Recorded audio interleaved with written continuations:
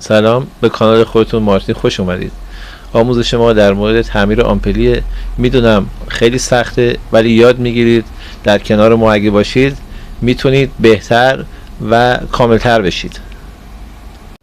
واقعیتش خودم اعصاب و حال و حوصله آموزش رو ندارم، ولی به خاطر جمع‌آوری سافت‌ورم شده میخوام به شما آموزش واقعی رو بدم. مریض ما اینه، این بنده خدا مشتری ما چند ماه اینو برای ما آورده، ما هم تنبلیمون با تعمیر کنیم، گفتیم حالا بذارینش برای شما، هم شما یه چیزی یاد بگیرید، همین بنده خدای بی‌نوا رو من راه بندازم. مشکل دستگاه چی بود از اول؟ مشکل دستگاه همینا، این فیشا، اینا وقتی که خراب میشه کانالا رو دیگه عوض نمیکنه، موزیکی رو روی هیچ باندی پخش نمیکنه. یکی این. مشکل بعدی چیه؟ با یه اسپری تو ولوما میزنیم، ولوما حالتشون رو از دست میدن، یعنی اینکه خاک میگیرن، هزار تا اتفاق میفته دیگه. اینا رو با اسپری چی میزنید؟ اسپری چرب. توی اینا اسپری چرب از این پشت چرب میکنی، من چرب کردم قبلا، اینا رو چرب میکنی، دوباره اینا روانسازی و راه اندازی میشن. یه فیش هم میندازی تنگ این از اینجا لحیمش میکنی، همه چی برمیگرده حالت اول. من هویه‌مو بیارم اینجا رو لحیم کاری کنم، شما هم لحیم کاری کار منو ببینید. من میخوام این کلید رو لحیم کنم توی این پایه ها. دقت کنید خوب لحیم کاری کنید که بچسبه، که بعدا مشکل قطع و وصلی براتون پیش نیاد.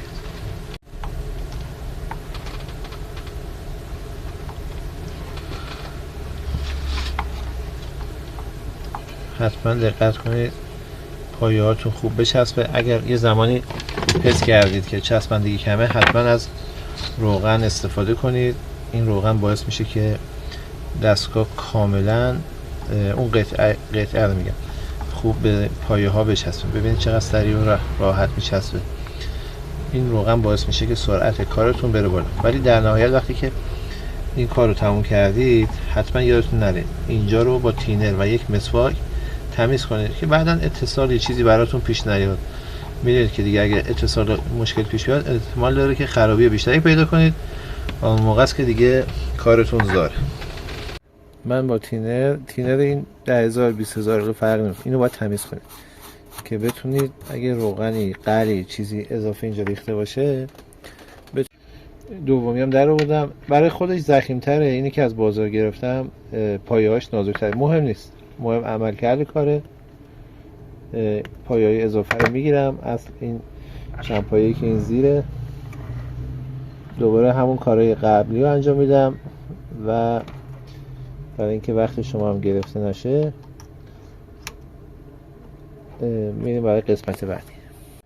من کار لحیم کاریم تموم شد. یه نکته میخوام خدمتتون عرض کنم.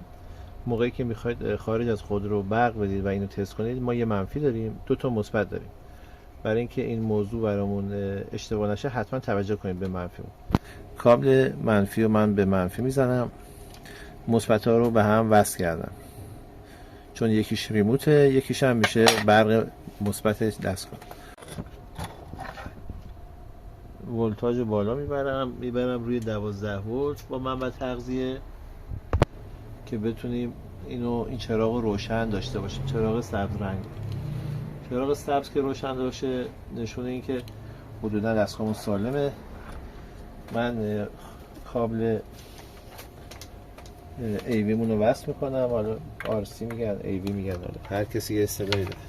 میخوام تست کنم ببینم سالمه دستگاه یا نه. آداپتور دستگاهمون رو بزنیم.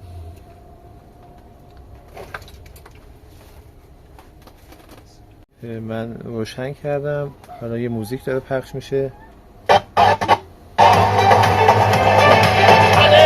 سالمه.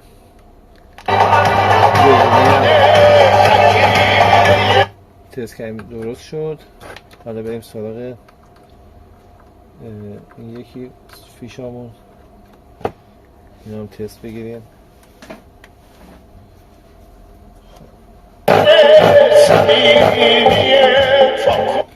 و قسمت دوممون هم تست کنیم.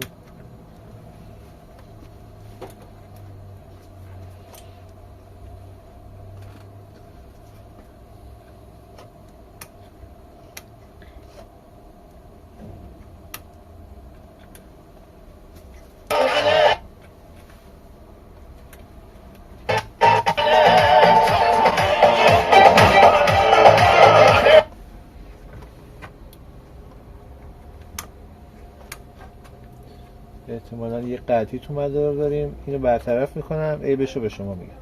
ایراد دستگاهمون چیز خاصی نبود، فیشمون در اومد و من فکر میکردم که قطع شده. اینم آمپیلمون درست شد و اینم بود آموزش آمپری.